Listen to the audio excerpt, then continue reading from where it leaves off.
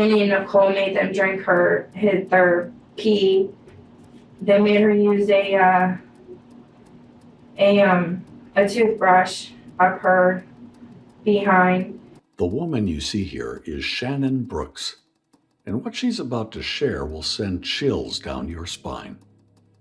She's giving the details of one of the most horrifying cases ever, the brutal killing of Vera Jo Rigel, a young woman who was caught in a nightmare of abuse, manipulation, and cruelty at the hands of the Brooks family. Vera Jo Rigel was a 24-year-old woman with developmental delays. She had the mental capacity of a child aged 8 to 12 years old. Vera had endured a very difficult upbringing, including various forms of abuse from both her biological father and her mother's boyfriend. These experiences strained their relationship with her mother. So when at 19 years of age, Vera met Zachary Brooks, and she felt like she'd get the love she had longed for her whole life. She was also thrilled when his family embraced her. When Zachary's mother, Sherry Lynn Brooks, offered Vera a place to stay, she eagerly accepted. Unfortunately, Vera didn't realize that the kindness showed to her was hiding darker intentions. Sherry, Zachary's mother, had a troubling past. She had 9 children in total, and her first 5 had been taken away due to severe issues in the home.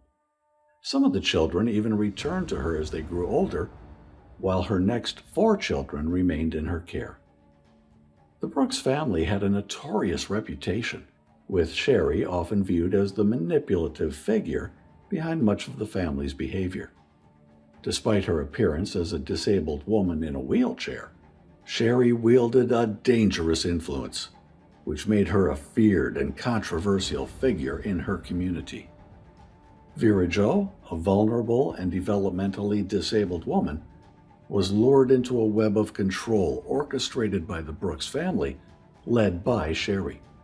For years, Vera was treated as little more than a pawn in their twisted games. She endured relentless abuse, both physical and psychological, all while under the constant watch of her tormentors. Until one day, it all stopped. But not in a good way, as it was the day when Vera Jo's lifeless body was discovered, battered on railway tracks. The suspicion quickly fell on the Brooks family, and its members were brought in for questioning. However, the officers had no idea that the truth was beyond any man's worst nightmare. This is Shannon Brooks, wife of Michael Brooks, and a suspect in Vera's murder. Okay, so what brings you up here today? Well, I had gotten some information that I was getting arrested. Okay. Because I guess the interview I did on TV, Channel 11 News, and I'm getting told by a lot of different people that I'm the one that's going to end up going to jail for it. And I mean, I came up here, to tell everybody because I'm getting harassed on Facebook. And I'm getting called, a killer. I'm getting told that I had a part in it. I didn't know anything about that. I didn't know what they were going to do when they left the house with her. And as I told everybody else, I wanted to stop them, but Danny put a knife to me and told me if I did anything that he was going to kill me. He told me everything they did. I wanted to call the cops. I wanted to get the phone and call so bad. But Danny told me if I picked up that phone that he would do the same thing to me. And I was just so scared, and as you can probably tell I'm scared right now. I was crying all day today because and then I got people telling me that I should be the next one to die and everything else. And I'm getting so scared and everything. And I've never been in trouble with the cops in my, you can look at my record. I've never been in trouble at all. I've been trying to go over in my head everything they told me and everything that happened that day. And I thought of a couple more things that, if that would help you out at all. Okay. Of what happened. I don't know if, maybe Sherry told you guys or not. But they took a belt. I told you about the belt part, right? You mentioned a belt. Yes, and they had it was a piece to a bike, like it goes on the bike neck where the handlebars are. Okay. And it had bolts on it. And they put that around the belt and they slammed it and they hit her in the back with it. Mm-hmm. And they continuously kept hitting her like that.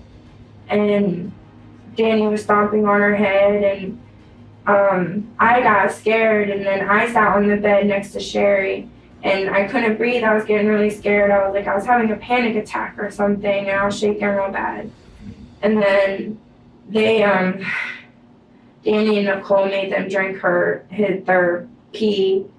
They made her drink that and eat dog poop off of the floor. And they made her use a toothbrush up her behind, and they made her brush her teeth with it afterwards. Okay. They made her drink dish soap, I think it was, or laundry soap, or I wasn't in the kitchen or anything. It was some kind of soap, and she kept saying her throat was burning her. From the start, Shannon revealed facts directly, but her focus seemed to be more on her own experiences of being bullied and threatened, rather than on the woman who had just been murdered. It appeared as though she was trying to gain sympathy and deflect responsibility for her role in the crime. As she continued, Shannon would go on to expose truly disturbing details that shed light on the twisted dynamics within the family, revealing a much darker reality behind the murder. I think it's called mace or pepper spray or something, and they sprayed it in her face, and her face was burned and her eye was swollen shut and stuff. And they hit her in the face real hard and made her lips swell up really bad. I was so scared. I've never seen anybody do that to someone before. And I didn't know what to do. I sat on the couch, thinking somebody else would, pick up the phone and, call the cops or something. And I just think that everybody in the house was scared because no one's ever seen Danny like that before. And that was the first time I ever met him. I didn't know him before then. And he had just gotten out of prison and no one would tell me why. And, it's just, I got really scared and stuff. And I'm just really scared. I don't know. I'm really worried. I can't sleep at night now because I'm just worried that, something's going to happen. Yeah. So you just met Danny Yeah. on Saturday? No, When did you meet him? when he first showed up, which I don't know what day it was, I had just got home from my aunt's house. It was last week, so I think it was Monday of last week that he got there. I met him on Tuesday, and that was the first time I've ever met him, and no one told me anything about him. So. The man she's talking about is Daniel Bixler. And get this, Bixler is Sherry's cousin's son. But this cousin was more than just a cousin to her. Sherry and Bixler's dad were in a forbidden relationship and even had a child named Scotty together. The strangest part is that the family knew of their bizarre connection. Sherry did have other children as well, who she'd lose one after another due to disturbing abuse, both sexual and physical. What was remaining of her family were evil criminals, raised by a seriously sick mother.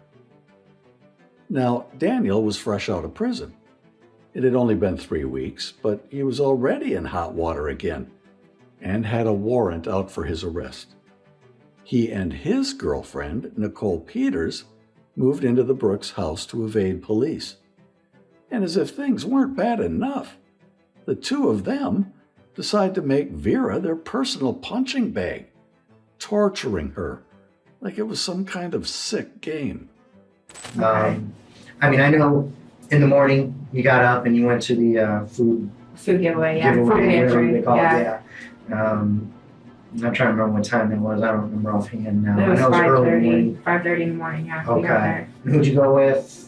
I know My Kevin. husband, Michael, Kevin, and Scotty. Okay. Yeah. Yeah, you remember around what time you guys got home? 10:30, 11, somewhere around there. Who all was at the house when you got home? Sherry, Garth, Zachary, Chucky, Danny and Nicole, and then of course, me, Michael, Kevin, and Scotty when we got home. So did something that she shouldn't have did, I guess. I'm not sure. And she looked at Danny for some reason. And Nicole got mad and she punched her in the back of the head, made her go forward. And then Danny kicked her in her side from the back. And then You actually saw this? You heard that stuff? She got up to go to the bathroom and I looked over and I seen Nicole follow her into the bathroom, and I was sitting on the couch watching the baby, so she wouldn't go in and step on mom's feet or anything. So I was sitting in the living room watching her play and stuff. And I heard Nicole in there yelling at Vera in the bathroom, laughing and smiling, and she got her hand like this on her face. And then I asked her what happened, and she says, "You don't want to know." And I said, "Okay." And then Vera comes out, and her hair's all wet, and she's covering her face like this, like her eyes are hurting her. And when Nicole was, out of the room, I asked Vera what happened, and Vera said that that Nicole had put her head in the toilet and made her drink the water. And then that's also when they made her use the toothbrush up her behind and brush her teeth with it. So she was kind of gagging and stuff when she came out, and poured it on her head. And I went in the kitchen. I said, "Okay, that's enough. You guys need to stop now." And I told Vera to go back in Sherry's room after she had gotten the ketchup out of her hair. And I told her, just go in there and sit down, just don't do anything, just don't make them mad. And I heard a noise or something coming from Sherry's room. And Sherry looks over at me and says, "You need to come in here." And I said, "Okay." Then that's when they were hitting her with the belt with the little bike part on it. And I went up to Danny and I grabbed it, or I didn't grab him because I was afraid to. I went up and I tapped him on the shoulder and I said, "You need to stop right now." And they lifted up her shirt and her back was black. I mean, it was black and blue and purple and yellow, and it was horrible, and red, and I thought, her head was bleeding or something. And so then that's when Danny put the knife to my neck and told me, he told me if I didn't hit her that he was gonna kill me. So I took the thing off and I hit her once, and it was only not even hard, it was kind of soft. I was really scared. So then This is Shannon's excuse for hitting Vera. She claims Danny threatened her, saying if she didn't hurt Vera, she'd suffer the consequences herself. But here's the question. Is she telling the truth? Or was she just enjoying the twisted violence like the rest of them? If things were really that bad in the family, why didn't she ever call the authorities or get the police involved? Living in a house like that would have been terrifying for anyone. So why was Shannon still sticking around? It makes you wonder if fear was really what kept her there, or something else entirely. he kept going closer and he's like, "Do it again." And I was like, "No." And I threw the belt And then Nicole grabbed it, and then I ran out of the room because my husband had gotten back after they had went to get trash bags and had told Michael what Danny did. And then Michael had gotten mad, and I told him just to calm down and sit down. So I sat down on the couch with him. And then finally, they left her alone for a while. And the boys were wrestling around in the living room or something. And I was sitting on the couch because someone had sprayed something upstairs, and it was coming down, and I ended up going to the hospital because of it. And then after I got home, I went upstairs. Danny and Nicole were upstairs when I got home on the bed they were sleeping on. And all I said to them when I walked up was, I lost my baby. And Danny looks at me with like this stern look on his face. And he said, that's it. I'm going to kill her, right? And I walked in my room. I laid down for a little bit. But I went back downstairs, and Vera was getting her shoes on. This was around 9:30. Yeah, it was around 9:30. And I walked down and I asked Vera, I was like, where are you going? And she said, well, Danny and Nicole want me to go with them somewhere. I was like, okay. And I had asked her again, I was like, where are you guys going? And she told me, well, I'm going to meet up with my boyfriend. I don't want to walk alone. I said, oh, okay, which her boyfriend at the time was Larry Spence. Then about a half hour later, they came back around 10:05 or 10:15. And they walk in, and I was in the kitchen getting the baby a bottle because she was almost asleep. So I was going to give her a bottle and lay her down. And then Nicole walks in, and she looked at me and she was shaking, and she was like, she's gone. She's gone. She kept saying she's gone. And I was like, what are you talking about? And I was scared. I was like, oh my God, please tell me you didn't do anything. And she's like, don't worry about it. Don't worry about it. And I was like, and I stopped. Like, I couldn't talk or anything. I was like, oh my God. And I ran into Sherry's room after handing the baby the bottle. And I went to grab the phone, and Danny's like, if you call the police, I'll kill you just like I did her.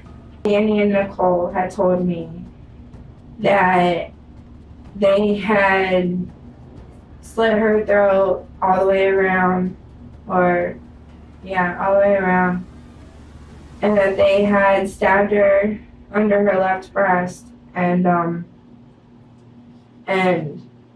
they had stabbed her in the heart, and they had took the knife and they put it up her behind, and they had twisted, and that they stuck it up her vagina, and they also did the same thing.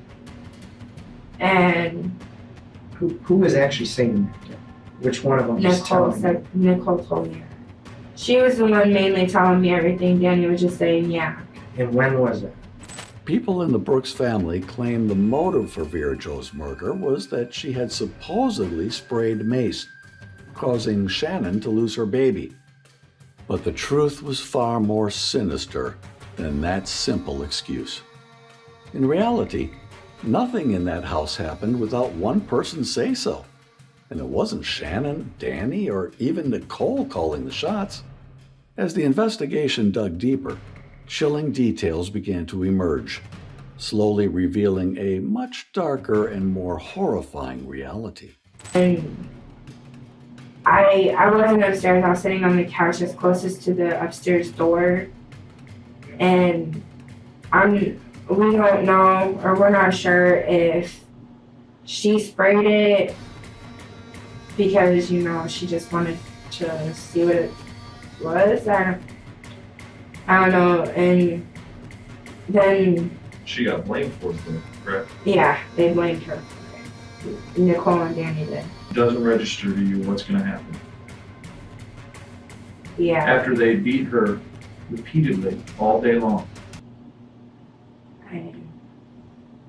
It didn't click in my head until they left. And She lost the baby. Zachary, he gave me a hug and said that he was sorry and that he wishes that I didn't. That Danny threatened to kill her. And then Danny and Nicole leave with her, and it doesn't register to you what's gonna happen. Yeah. After Now, Sharon's thrown Nicole and Danny's name around quite a bit, claiming they had been violent with Vera, pinning everything on them. So it's time to see what they had to say during the investigation. Let's head to Nicole first. Can you tell me why Danny be hitting her or pushing her? Danny hit her? Yeah. I have no idea about that. Okay. Did you see that? I have Okay. no idea about any of that. Again, we talk about being truthful, okay? I have no idea about any of that. Okay. You never seen Danny lay a hand on her? Because she was looking at him? Okay. Did you ever get mad with her because he was looking? I mean, I get mad with her, but I just walk away because I know my temper. Okay. I just kind of say, Vera, just please stop looking at me. I was like, he's not with you. Okay. He's with me. Why would that make you mad? If she's just, you think she's trying to come on to him or what? Because she told Sherry that she wanted to fuck him. Okay. Her exact words, I want to fuck Danny. And then she said she wanted to be with me. So it kind of makes me mad, you know, but I just Did she want to be with you Yeah. too? Okay. because I guess she's bi or something. Okay. But I just kind of walk away from it because I know my temper and I'm trying to. I mean, did you ever lay hands on her? I can't hit somebody. And did you ever see Danny lay hands on her? I've never seen him lay hands. Describe Danny for me. You know what I mean? Just how tall, heavy, skinny? He's skinny and How tall is he? I mean, is he taller than you, shorter than you? he's probably about 5'5", 5'6". He's older than me. you caught Vera looking at Danny. I just kind of said, Vera, will you please stop looking at Danny? I was like, I know you want to have sex with him, but you're not going to. Is that what you said? Yes, that's what you said? exactly what I said. Who was there when you said that? Vera was sitting in front of the aquarium chair. Danny, Did it get heated? Did she say anything back to you? What'd she do? How'd she react? she just kind of said, okay. Because that's all she really ever does. I don't know if she was beaten before or she's mental or whatever, but whenever somebody says something, she just kind of goes, okay. You were talking earlier about your temper, and you know how your temper. Tell me about your temper. What's that all about? Normally, I would go and punch walls, like, before I even started hanging out with Danny and started dating Danny again. My friend made me really mad. So I went outside and I punched a fence, some 4x4s, and then I went back inside and punched a texture wall. Detective Toe's been talking about you being honest with us and everything. Okay. And if some kind of confrontation happened between the three of you, that's something that we need to know now at the beginning of this, okay? We're very concerned about Vera right now. We don't know where she's at, okay? At all. No, we have no idea where she's at, okay? That there was a confrontation, okay? That something did happen in the house between the three of you, okay? Me. Danny and Vera, okay? What happened? All I said was, Vera, stop looking at Danny. I know you want to have sex with him, but it's not going to happen. He's with me. I was like, maybe if he broke up with me, which I doubt he will, then you'll have sex with me. But until then, no. I just walked away because I know if I have a baby and my temper gets out of control, I can never live with myself. Did Vera have a black eye or swelling on her eye, around her eye? I know she did when me and Danny first got there, and that was a week ago. I think it was on Monday of after I walked away. Was Danny still in there? I have Between the two of them? I have no idea. According to Nicole, she never laid hands on Vera. She, like Shannon, took no responsibility for anything that happened. What she doesn't know is that officers have far more information than they're letting on. I really don't stick my nose into business that really isn't mine, so whatever he did, I have no idea about. I mean, she didn't look any different. Did she say anything to you? So you were, She you, just kept telling me, okay, Nicole, okay, Nicole, okay, I'm sorry. where did you go when you walked away? When I walked away, I went upstairs. You went And I laid down. And you just said that she didn't look any different. She didn't look any different when I went When was the downstairs. next time you saw her? I went downstairs an hour later because I was watching SpongeBob. I wanted to her kids, but I went downstairs about an hour later. She wasn't bruised up anymore. She wasn't bleeding. She wasn't really nothing. Did anybody get into an argument or interfere when you and Vera got into this verbal thing? Did anybody say anything, speak up about it? Told you to knock it off, quit doing what you're doing, nothing like that? Was Kevin home? Kevin Sr.? Sherry was home, obviously. Here's where things start to get messy again. Shannon and Nicole are contradicting each other. Shannon told the officers repeatedly that she spoke out against hurting Vera, trying to paint herself as the one with a conscience. But according to Nicole's version, nobody ever spoke up. What's the marks on your neck? Hickeys. Okay, Well, can you, down here, Right there? yeah, That's a hickey. it's Nicky too. this one? There was something right, Right there. oh, another hickey, okay. Those all manual. Mhm. You ever seen anything else in the week you've been there that would be concerning to you? I really haven't seen this, to be honest. Like, I mean, That you I see? think Vera's a really good girl. She does the dishes, she does laundry, she wraps Sherry's feet, she does what she's told to do, pretty much. Right. She doesn't really do nothing wrong. But have you ever seen anybody abuse her? I threw her out a 2-story window when they were living at one of her old places. And there was a trampoline, and she threw her out.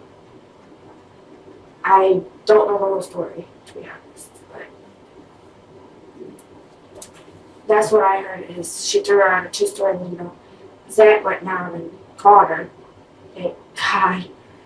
And people there don't like her because of it. And then I guess, I know she sprayed mace yesterday, like pepper spray or whatever. And people there had asthma. And Shannon had to go to the hospital because of it. She was pregnant. She was 3 months pregnant. Right. She lost her baby. And then after Shannon got back, She lost her baby yesterday? because she went to the hospital yesterday, I don't remember what time it was. It was when it was still light outside. Everybody helped her in his car.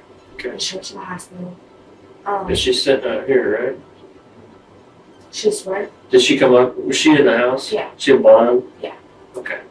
But she went to the hospital. When she came back, is when Vera left with Larry. I don't remember what time that was. I know it was after it was dark out and stuff. She lost the baby because she sprayed mace? Is what they I said? guess Shannon said something about the mace has toxic chemicals or something. And they did a CAT scan on her. And they told her that she had a lot of blue in her lungs. And that was a toxic chemical. Okay. And they said that she lost her baby she was carrying. In the week you've been there? Okay. Yeah. All right, hang tight. We're gonna step out for a second. We'll get you out of here. The officers stepped out for a while, leaving Nicole to stew in her own thoughts. But when they returned, they had a surprise in store. Something Nicole definitely wasn't expecting. To read you your rights, all right? Before we ask you any questions, you must understand your rights. You have the right to remain silent. Anything you say can be used against you in court. You have the right to the advice and presence of a lawyer, even if you cannot afford to hire one. If you wish a lawyer and cannot pay for one, you may apply to the court and hope to be appointed to you without cost or charge to you. If you wish to answer questions now, until you talk to a lawyer. You understand all that? The reason we're reading your rights, you're a runaway from Seneca County? No? Sure about that? Yeah, we just talked to my mom Okay. on Facebook. There's a report from Seneca County, you're a runaway. So, officially, how I told you before, that you're free to leave to walk out that door, you're no longer free to leave. Okay? Understand that? Okay. Do you understand all your rights? I mean, I said what I had to say, though. Okay. And it also says I do not want a lawyer present during this interview. Do you understand that? Okay. Do you understand if you wish you can have a lawyer present, we'll stop the interview now until you get a lawyer. Do you understand that? Okay. Right. I told you guys everything that I had to say, Okay. Right now I feel really bad because she's missing and nobody knows where she is, but Right. the last anybody knew she went with Larry. I don't know Nicole, you need to exactly. stop talking. Okay? We can't talk to you anymore about this until you either sign that or you tell us to go away. Okay? Your rights because you're in custody. So you guys are taking those? Somebody, we're involved in You some other guys won't, stuff. but so, Somebody will. Somebody, whether they come pick you up or we meet you halfway, something, okay? You'll be given to Seneca County, or it's possible that your mother will come all the way here. I don't know how it's gonna work. So, but you're not free to leave, okay? And we're gonna get a female officer in Just here. the watch me? Yep, you're in custody. You're essentially under arrest at this point. Okay. While Nicole was hauled away on previous charges from Seneca County, this case was far from over. There were still many dark layers to peel back. Now it's time to turn our attention to Daniel Bixler, the man believed to be Vera's killer. All good? Need some more water in? Smokes? No. Good enough? So, reason I write all the time, I'm meticulous about the time, so don't think anything big has happened or anything. Okay. Look, is this a scar? Birthmark, tattoo? Teardrop? Okay. What's that supposed to mean? This is a standard teardrop, means you killed somebody? So here, Okay, what's this one mean then? It just means the crypts? Because as I'm sure you know, we talked to some more people. Can't say we did, but we were with you, some other people. Joshua? You know Josh? He's the husband. The girls you guys stayed with last night? Not your sister, obviously, but the other one. You know what I'm talking about now? Did some more talking to him, did you? When he's driving you around?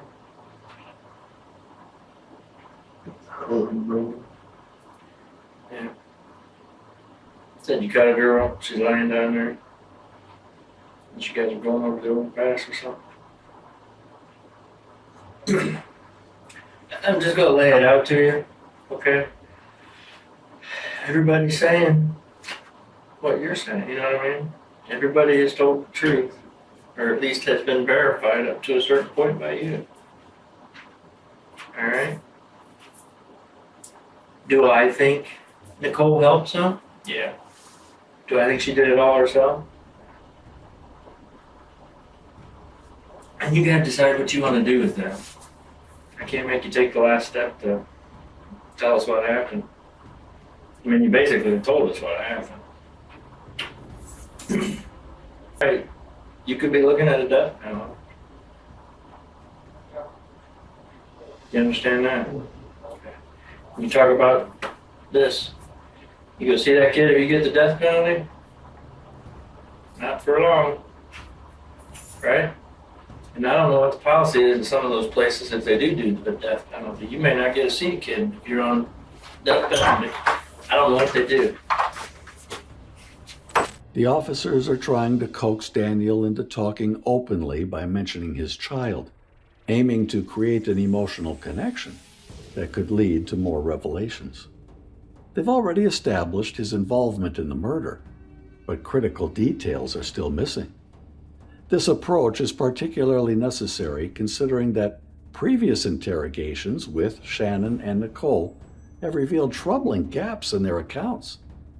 By focusing on his child, the officers hope to trigger a sense of responsibility in Daniel. And again, going back to what we talked about with the prosecutor, which ones they gotta look at? Are someone being truthful? Or someone telling us bits and bits and bits, okay? You keep taking little step by little step. Alright? We just want the whole truth. You know what I'm saying? Another comment you made to one of them was, I gotta get another teardrop. You don't say that stuff unless you did it. Then why would these people lie about that? Thing about the teardrop. Mm-hmm. I said, Nick, you gotta get your teardrop. And I said I had to get another teardrop. And that's not the way it was told to us. And like I said, this is from your sister, this is from other people that don't even know you. They're not gonna make that up. Basically, all the cards are laid out. You gotta decide what you wanna do.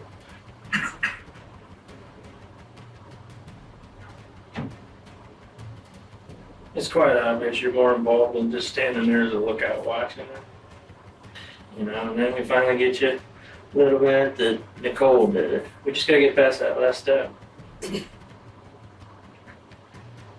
I'm not stupid, he's not stupid. You're not stupid. Is that what you want to go to the prosecutor with? Again, like I've asked you all along, man, my big question is why? And that's my question, why? I guess if I'm in your shoes, I'm thinking, fuck, I want to get it out why this happened. You know what I mean? I was enraged that she killed that little kid before it was born. I was enraged that she just shoved her own kid. And it just got the best of me. What's holding you back? Concerned people aren't going to think you're badass because you killed a girl? You can defend that. Flat out says she beat your kids and killed the kid. In prison, Daniel's point. Right. Makes it tough, huh? How many times you got to see him? How many times have you got to see him? Haven't seen Haven't seen him at all? all guys a picture. How old is he? He'll be 4 in November. Wow. Nothing bigger than the bond between a child and its parent. You gotta get past this before you can make that better. Correct? You get the opportunity to see him any, or she just won't let you see him? She won't let me see him at all. Yeah. Once fucked up, she's a mess. Does she? This is yet another tactic by the officers, using bait to draw Daniel into their web. It's common for law enforcement to persuade criminals that telling the truth could lessen their sentences, hoping to instill a sense of hope in them. But the question remains, will Bixler finally open up? Yeah, but he won't know me at all. How so? That's just like my sister does. She don't know. She don't know her father. You have to introduce yourself. You know the child. She don't even want to get to know him. Right. But you can explain the difference, you know what I mean? She won't let you see him. What else can you do? Other than fight court like you're doing. I'm already gonna lose. I'm not gonna lie to you there. That I'm gonna lose. you've been straight the whole time. You're already looking at something. It's a matter of what you do with it. I'm not gonna tell you you're gonna walk out of here or anything like that because you're not. You know what I'm saying?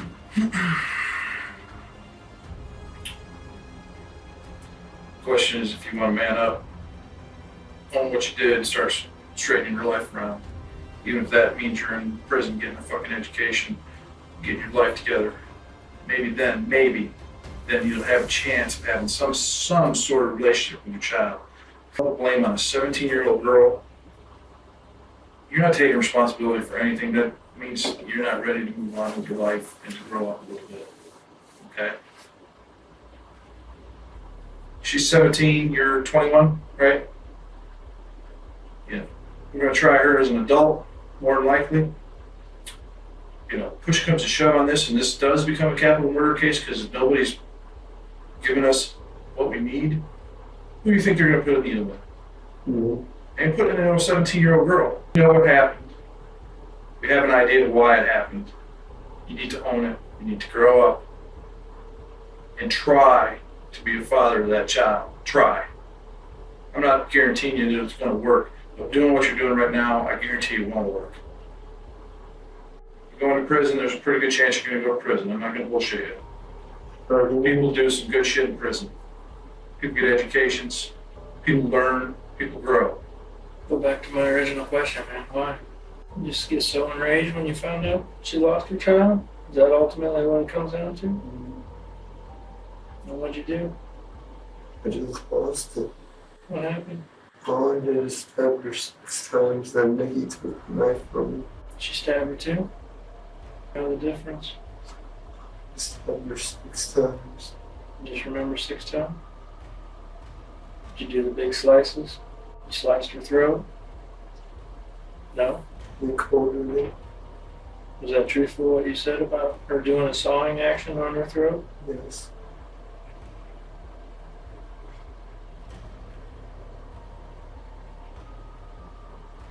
Made her take her clothes off. Now, here's where things start to get really twisted. It's becoming clear that no one in this story is innocent, and the list of people involved is longer than we thought. According to Bixler, Nicole played a part in the horrific actions, yet she insists that she never touched Vera. By now, one thing is crystal clear to the officers. No one in this family is innocent, and their craziness goes way beyond what they imagined. Did you have the knife at that point? She had the knife lying down where she shot. You remember where you stabbed her? You said 6 times. Where at? I stabbed her twice in her leg, stomach, From the front or back? from the From the back? one in her back. That was that big slicing one? Nicole was just stabbed. She just stabbed multiple times then too? And then she cut her throat? Was that the last of the knife when she cut her throat? Yeah. You said you went for a walk with her? Is that how she came out? Yeah. Okay. Obviously you had the knife at that point? Nicole had Okay. How'd you get the knife? one got over there. Once Nicole started stabbing her, I took the knife, stabbed her 6 times, Okay. then Nicole took the knife back. Nicole started stabbing her? That's what started it? Yeah, And then you stabbed her 6 times? because as soon as we got over there, she's like, show me your love. Nicole said that? She told me, I mean, you guys obviously probably, did you talk about it before you went on the walk doing it? Not at all? You said before Vera was saying she couldn't breathe or something along she those lines? kept saying that she couldn't breathe. She just kept yelling. When you stabbed her, were you doing the, like that or the hard ones? No, it was just straight. So they were basically going all the way in? When Nicole was stabbing her, were those pretty much going in, or you couldn't tell? Some of it was going on the lens from the window. And straight toward her at the house. And if anything happened to Shannon's baby, then it was over for. Okay. It's important to add here that Bixler was a man with a very low IQ, but he also had excessively violent tendencies. His history involved a pattern of violence and drug abuse, even in his juvenile years. This behavior continued into adulthood. He had previously faced charges of domestic altercations and assault during his youth, including one particularly distressing incident of injuring a 7-year-old with a baseball bat. Again, I go back to why. I mean, when she started it and said, "Show me your love," is that what got you going? And everything else is accurate as far as throwing a knife in the river. Where'd your clothes go that you were wearing? The clothes I had, I kept them Okay. Where at? because I had a pair of shorts on. There was no blood or nothing on them. Tell you what you guys are gonna do? Mom knew that again, that Nikki threatened her, Okay. that, and that was it. What about Nicole's clothes? I mean, were those where you said they were? Or did Yeah. they go somewhere else? She ended up throwing them in that dumpster. The one we looked at? Yeah, Okay. I didn't know that. I was drinking on vodka. Gotcha. I already had one of the big bottles of vodka that stood about that long. I already had about half that in the yard. Then one of my sisters started drinking more vodka than smear. For a walk yesterday, Yeah, she did. did she know what was going on? She didn't know. All she knew was what Nikki said. That if fucking my mom came back with bad news, it was over.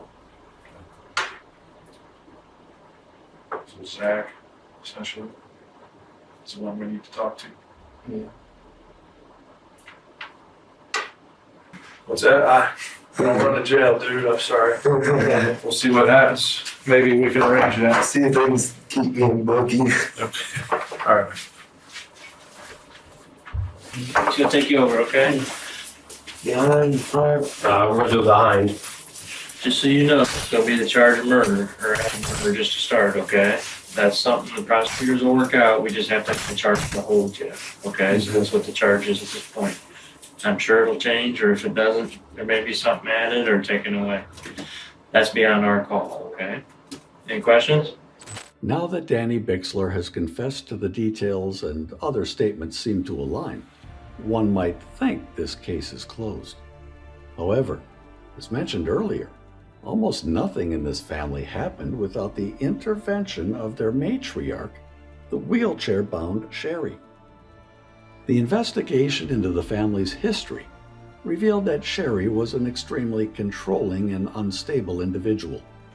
Her tragic loss of children stemmed from her own perverted nature toward her newborns and toddlers.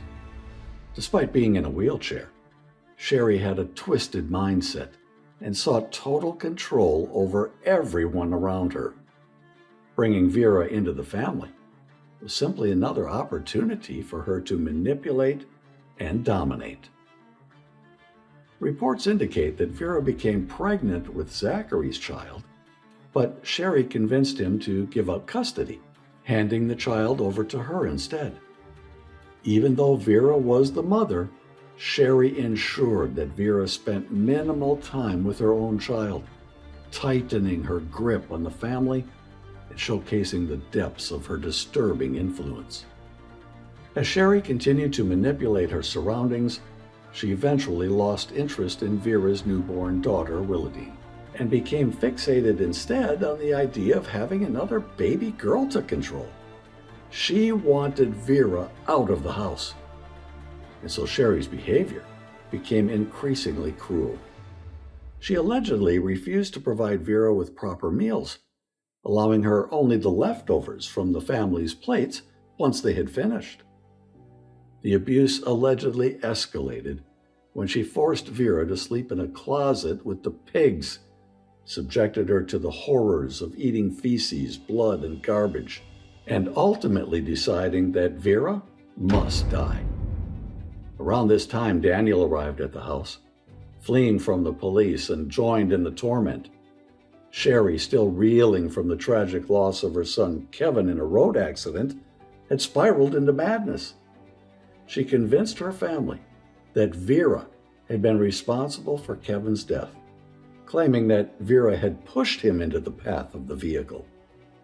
She jokingly suggested to her children that they should drug Vera with sleeping pills and force her to lie down on the train tracks near their home, where the oncoming train would crush her. This so-called joke took a sinister turn as Zachary and Danny turned it into reality. After the horrifying murder of Vera, everyone except Sherry and her husband was charged in connection with her death.